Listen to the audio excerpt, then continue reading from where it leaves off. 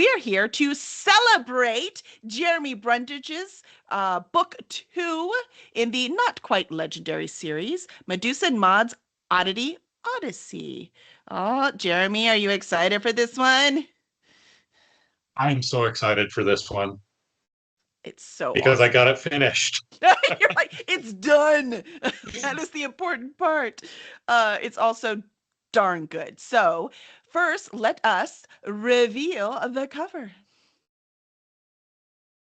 Do we need a drum roll? Ta-da! We had trumpets. How's that? Trumpets? Trumpets counts. It sounded great. Look at that. And I will say, for the first time in CDS's history, the author has created this cover. Nicely done, Jeremy. Thank you. Thank you. I mean, that had to have been a challenge, right? Because you had the first cover was done by another artist. And then so you went in kind of matching that theme, but making it fit this book and still having your style in there. So what was that like? Yeah. I they did a lot of the hard work by already having the design there. But I don't like just stealing somebody else's design. So I Mm-hmm. actually went in and redrew all of the Mm-hmm. elements. Everything is pen and ink, and it's just right over there uh, because it felt more honest. Yeah, no, I Yeah. love it. I watched you do it. You're like, hold on, I still have to draw these. It was fun I to love it. draw. I don't get enough time to do drawing and do the art that I like to do. So it was a good excuse to actually use that time and do something that helped us out. I love it. I love it. Well, we definitely want to talk about who's on the cover, but before we do that, let me read the back cover copy.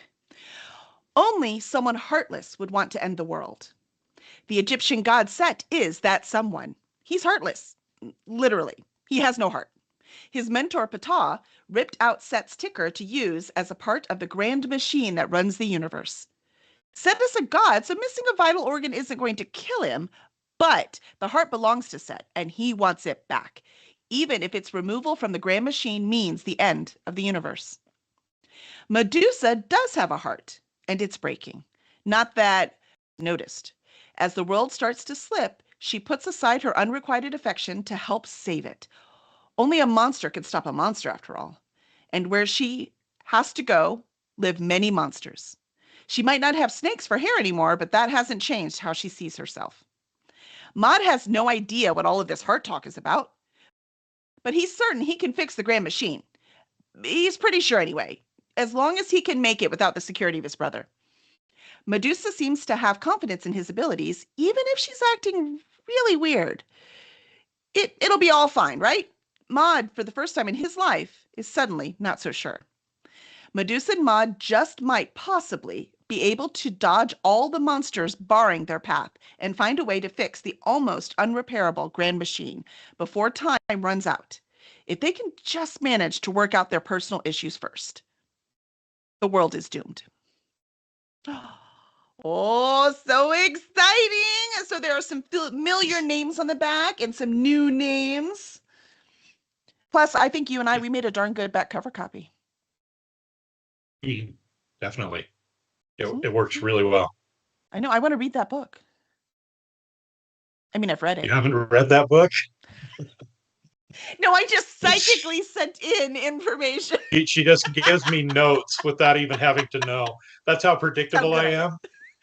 That's how good I am. What are you talking about? It's- on page 10, he's going to mess up right here. So I'm just going to put a note here, and he gets to change that.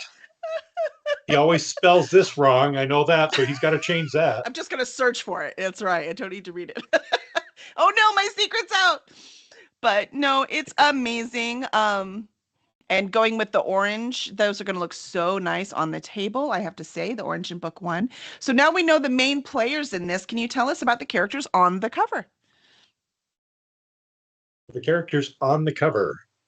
Well, we obviously have Medusa there because it's Medusa and Maud's Oddity Odyssey. And she is actually not quite sure what she's doing with her life right now.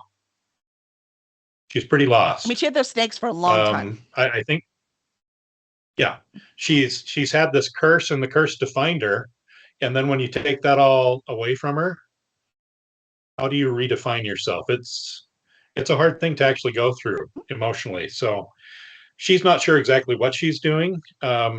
She knows that she has friends, but you know how sometimes you get so lost you can't really even confide in friends anymore. It feels like they're not helping the situation, or you don't want to rely on their help. I don't know. She's a little confused. Then we've got Maud, and Maud is a little bit lost too because well, he's always had Doug, Mm-hmm. and always having Doug next to him, he's been able to just be technical and fix things and not have to worry about any of the social aspects of life. And without his brother there, all of a sudden this stuff is becoming a little bit more important, Yeah, the a little whole more necessary for him to learn how to do. right, the whole beginning What of was book that? one, um, Doug is like just defending Maud, right? Like of what he did and explaining Yeah, his actions because he's not noticing things around him. So in this one, now Maud has to be the one actually noticing his actions. yeah. And it's a hard thing when you start realizing you're the one responsible for yourself. Growing Um, up, man, that's no the fun. other two figures we've got there, well, really we've got three Yes. figures, which There brings has to be a us dog on to the number cover. three. You realize that means in book three, you're going to have a dog of some sort.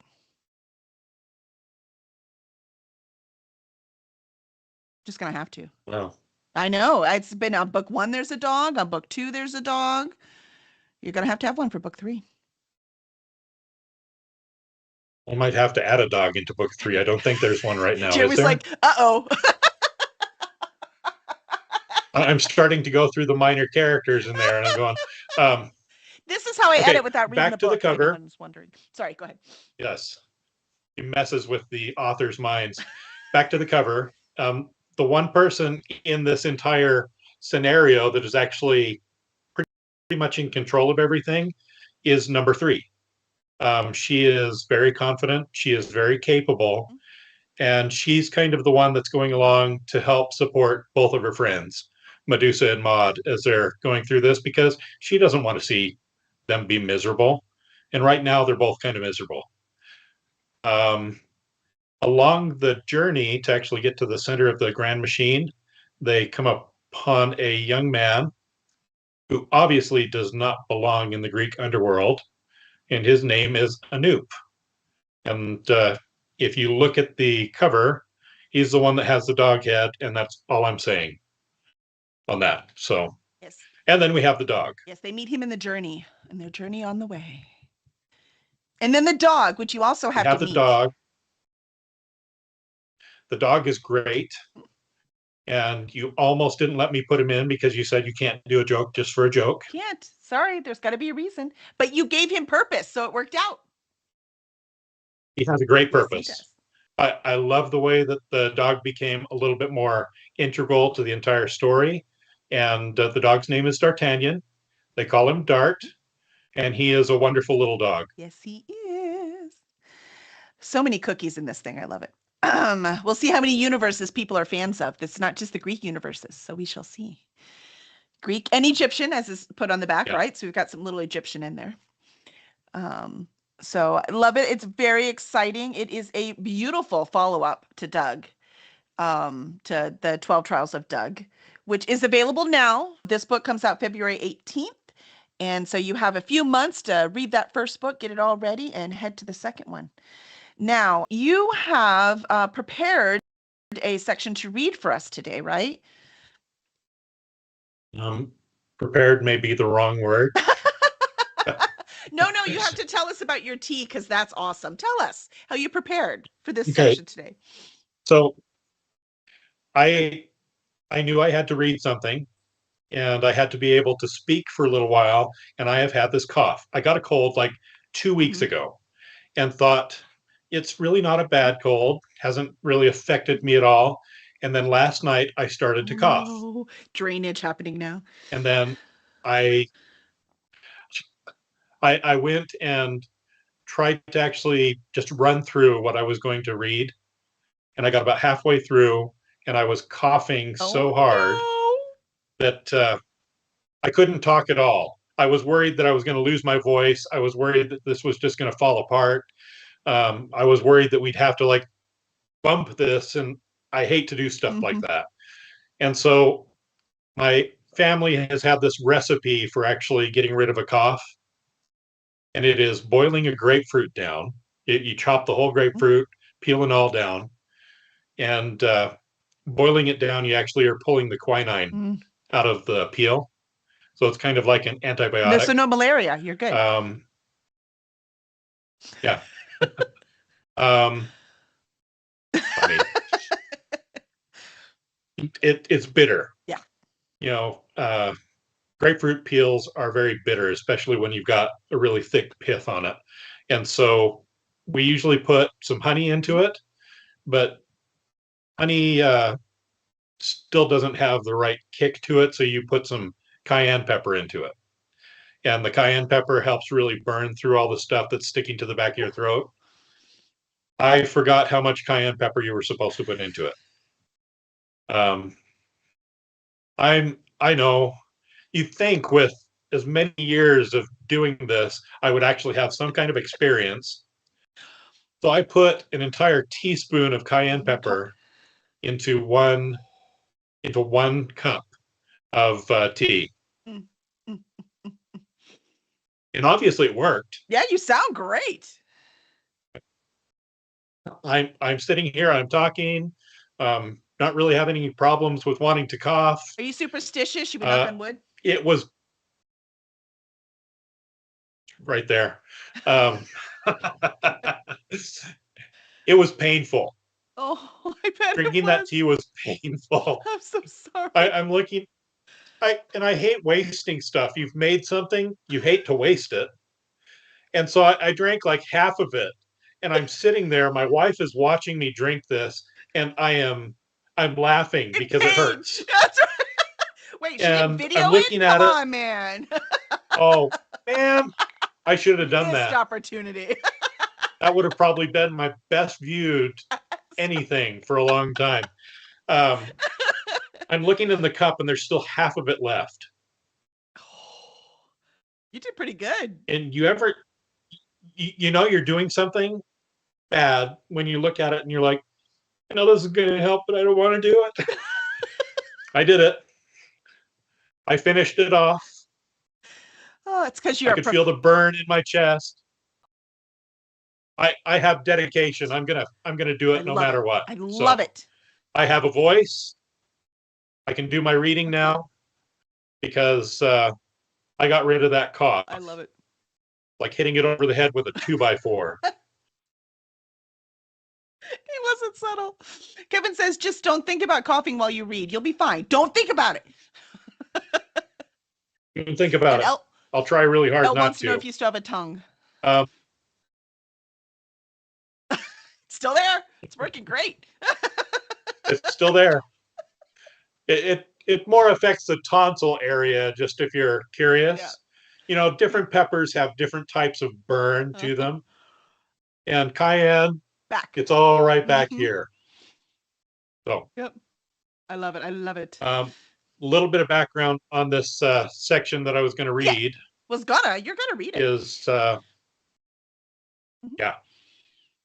I'm going to read it. Okay.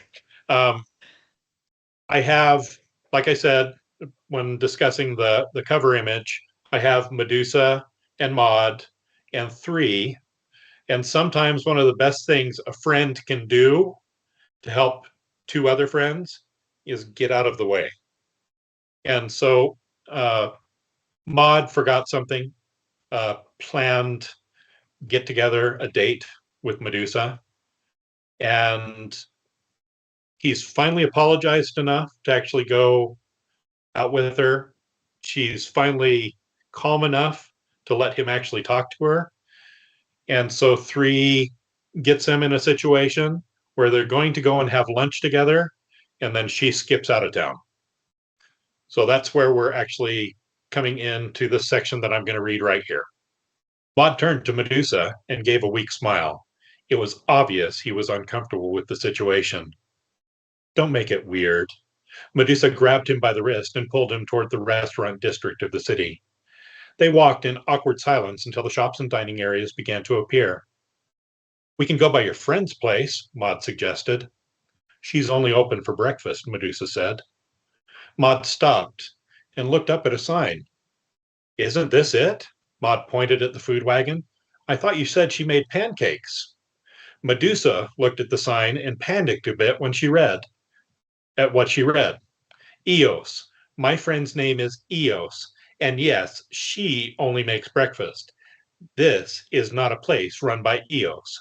She grabbed Maud by the wrist and tried to lead him away. Well, it's afternoon, so this could work, couldn't it? Enyos Euros. Sounds spicy, Maud said. What do you think? Do you actually know Enyo? Medusa asked. Goddess of destruction?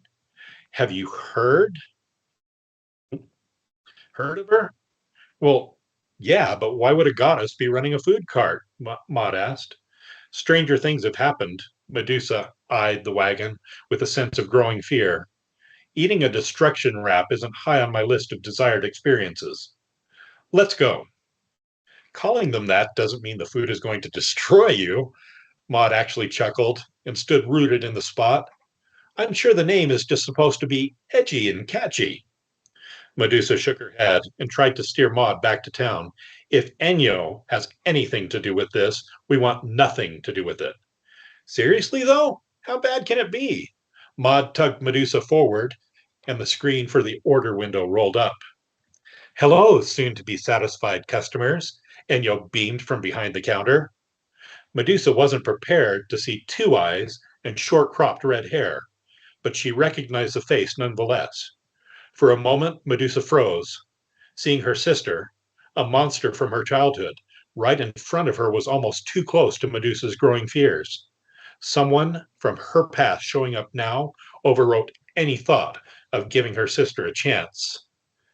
Better safe than sorry. Goodbye, Val-destroying monster, Medusa said as soon as she could talk again. She latched onto Maud's arm and began bodily pulling him toward other options. Enyo's face fell at the prospect of losing a customer. Then a look of pure confusion took over. Wait a minute. Medusa? Little sister? Medusa froze again. She'd hoped the interaction had been quick enough that she wouldn't be recognized. She took a deep, steadying breath and turned around, her hands still locked on a death grip on Maud's upper arm just in case she decided to flee. Yeah, it's me. Hi, Enyo. The look of confusion intensified. The snakes, the stony gaze. Gone. Medusa nervously patted her hair and was relieved she hadn't touched a roiling mass of serpents. Long story, but gone. Oh, I'm so glad. That was a terrible thing, and there was no way you deserved it. Uh, thanks? It was awkward talking to her older sister, and she really didn't want to prolong the visit if she didn't have to. Nice to see you, but we gotta run. She started pulling Maud toward the local franchise location of Kayamaides Legumerama. Please, Neo said. You can't write me off until you at least try something on the menu. I just really need for this to work out. Enyo sounded so sincere. It sounded nothing like the older witch of a sister who used to torture the kids she babysat, Medusa included, when their parents would go out to paint the town red. Eos, Enyo, how many of the women from my past are struggling to make a new go of it? Medusa admitted she'd have to add herself to that list. Medusa stopped trying to pull Maud somewhere else. She turned to Io and committed to at least talk to her. You look good. Enyo actually blushed. Medusa never would have expected blushing from her witch of an older sister. So, how did you do it? Well, there was a sorceress I met at the witches' convention. Cosmetalia does amazing things with dyes and powders and such. She concocted a powder to give my skin a smoother, softer glow. She said my hair was pretty coarse and thick because it was gray, but as you can tell, she can work magic. She fluffed up her hair so you could see all the hues and highlights in it. The color looked unbelievably natural. And the eyes? Well, there was this one time I was talking with Argus Panoptes at a community mixer, and I mentioned what beautiful eyes he had, and he just up and gave me a pair. She blinked hard and fluttered her lashes to show them off a bit. Well, the eyes and the hair suit you, Medusa said. I've never seen you look better. Enyo seemed as if she didn't quite know what to do with the positive feedback. So, how did you become proprietor of this fine establishment? Medusa asked. Enyo tried to smile. Desperation? She shook her head. I'm trying to change so many things, and I thought I needed to do something concrete, so I wouldn't slide back into destructive habits. Oh, gods, goddesses, and demi-deities. My sister is saying the exact things I'm thinking. Self-destructive tendencies, huh? Maud said in an apparent attempt to be part of the discussion. No, Medusa explained. Enyo pretty much destroys anything and everything around her. A bit of Enyo's enthusiasm bled away as she continued to deal with someone who knew her from her past. It's true. I just wish that it wasn't. If I could just change the way my talents were used, focus them a bit, you know? She hung her head a little. I'd always thought of how cooking and destruction are inexplicably linked. You can't make an omelet without scrambling eggs. Crush and grind a grain of powder and drown it, and you can make bread or pasta. Smash a garlic clove, mix it with milk you've let ferment, add a cucumber you've hacked apart with a blade, and you've got tzatziki. Sometimes good things can come from the destruction of others.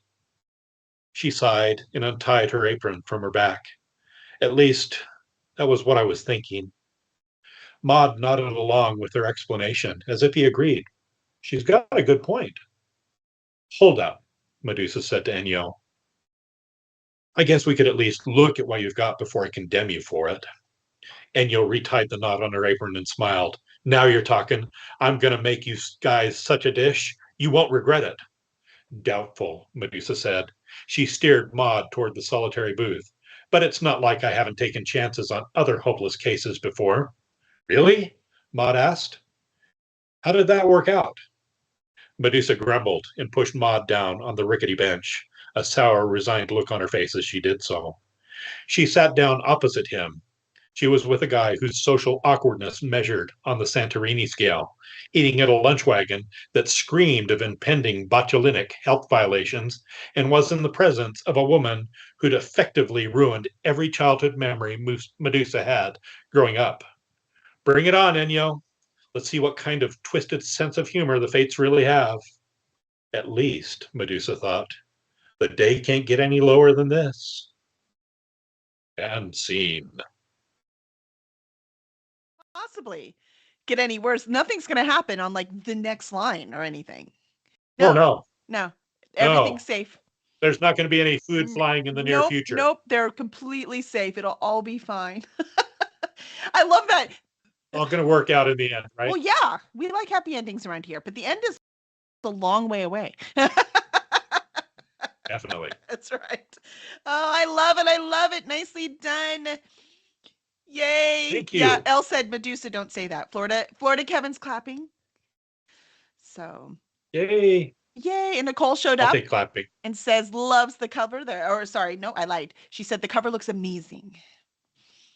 So, very exciting, very exciting. I have to say, Laguma Rama made me laugh even harder this time. It's funny when you say it out loud. Laguma. Yeah. Can you imagine that there is actually a god of beans? Well, yeah, God of everything, right? That's where all the saints come from too, right? They like pile all this stuff on top of the saints, so there's one after another. They just kind of had to make them saints of a lot of things because there were not enough saints in a lot of things. Did the same thing with the gods. That guy over there, he's in charge of beans. We could use a saint of beans, can't we? Let's just Christianize his name just a little bit. Just a little, and we're good to go. I'm sure that the Romans will help us with that. they're good at helping Christians with stuff. Helping, totally helping. They're very helpful people. Yay, Lahia made it. Congrats for the second book. What a cover.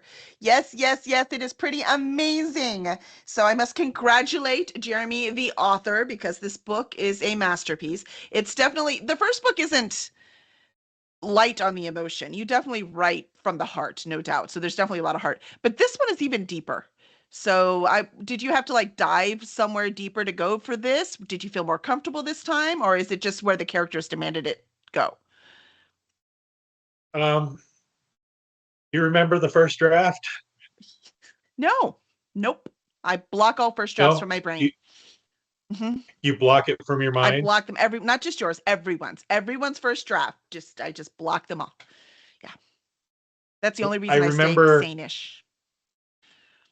I remember in the first draft, I had one spot where I had Maud mansplaining something to Medusa, and my lovely female editor said, "Man, that is not going to fly." And she was right. There's no way Medusa would put up with that. Absolutely No right. way. No way. Love it. So yeah, I did have to try. I did have to try a lot harder. This was actually a good thing because it really did force me to try to see through somebody else's perspective. I hope I did a good job you did at a it. great job. I think I did. Yeah. Yeah, Elle says mansplaining to Medusa sounds hazardous to your health. Yeah. Yeah, it's quite. And just for everyone knows, even though he didn't read any footnotes in this one, the footnotes are hot and heavy in this. Don't you worry. So it's definitely the same tone as the first book. So you will get all the fun stuff in that way too. Awesome. Well, we are very excited about this book. Again, if you need if you're ready right now to pre-order book 2, it is up for pre-order now. The Zafo can put the link in, which he did. Look how fast he is. And if you're listening to this later, it's cursedragonship.com/MMOO. So that's from Medusa and Maud's Oddity Odyssey. And I don't have to think every single time I type Oddity Odyssey or anything, Jeremy. Every single time. I'm like, two D's. Okay, how many? Is there two? There's just there are two S's? There are, right? How many Y's? Wait a minute. I think I can finally spell Odyssey correct now. Right? You do it enough times. Yeah. You're like, I got this now. You don't have to think about it anymore. It's just muscle memory. That's right. Oh, I love it. So make sure to grab your copy now. And book 1 is up and available. It is also on Kindle Unlimited. So if you would like to read it right now for free, you have it there. So make sure to pick that up. And we will see all of you back here on February 18th at 8 p.m. Central. That is also a Tuesday where we will do the launch. So excited about that. And Jeremy, if people want to keep up with what's happening and what's going on with your world and any updates, where can they find you? Mostly on Facebook because I've let my webpage get woefully outdated. So I need to work on that. So hard to keep up. But I've been busy with other stuff. Yeah. And you're just Jeremy. Are you Jeremy Brundage on Facebook? Yes. Yes. So Jeremy Brundage on or Facebook. Paper Hill. Or Paper Hill on Facebook? Yes. Okay, cool. There you go. Yeah. So Jeremy Brundage or Paper Hill on Facebook. So make sure to get on there, follow Jeremy. Make sure you see all the awesome things. And we will see you in February. Awesome.